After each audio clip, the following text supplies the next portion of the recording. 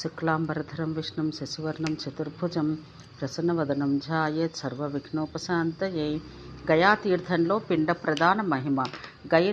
గయలో పిండదానం అనరించువారు ప్రేత శిలాది తీర్థాల్లో స్నానం చేసి అస్మృత్కులే మృతాయేచ.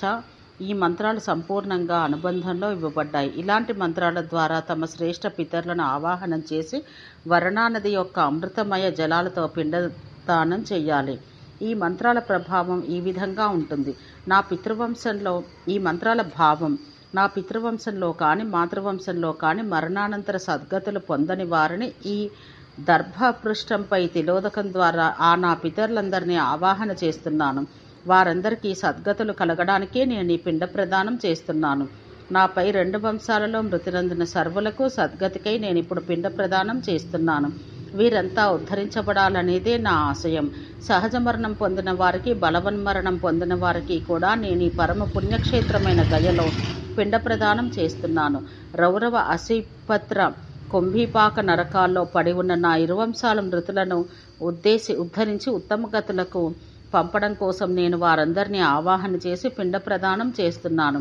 అలాగే అంధతామిశ్ర కాలసూత్ర నామక నరకాల్లోనూ ప్రేతలోకంలోనూ పడి ఉన్న నా పితరులందరినీ ఉద్ధరించడానికి నేనిక్కడ పిండ ప్రదానం చేస్తున్నాను.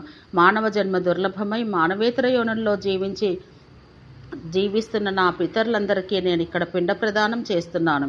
పుత్ర పత్ని రహితులుగా మరణించిన నా జన్మ బాంధవులకు, నా పూర్వజన్మ బంధువులకు కూడా ముక్తి కలగడానికి నేను ఇక్కడ పిండ ప్రదానం చేస్తున్నాను.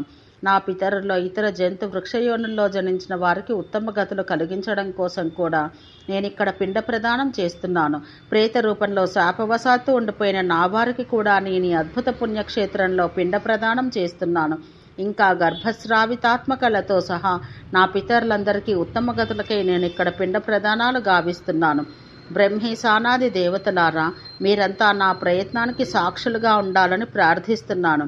నేను గయాక్షేత్రానికి వచ్చి నా వారందరికీ ఊర్ధ్వలోక ప్రాప్తి కలిగించే ప్రయత్నంలో భాగంగా శ్రాద్ధ కర్మలు నిర్వహించి పిండ ప్రదానాలు సంపన్నం చేశాను.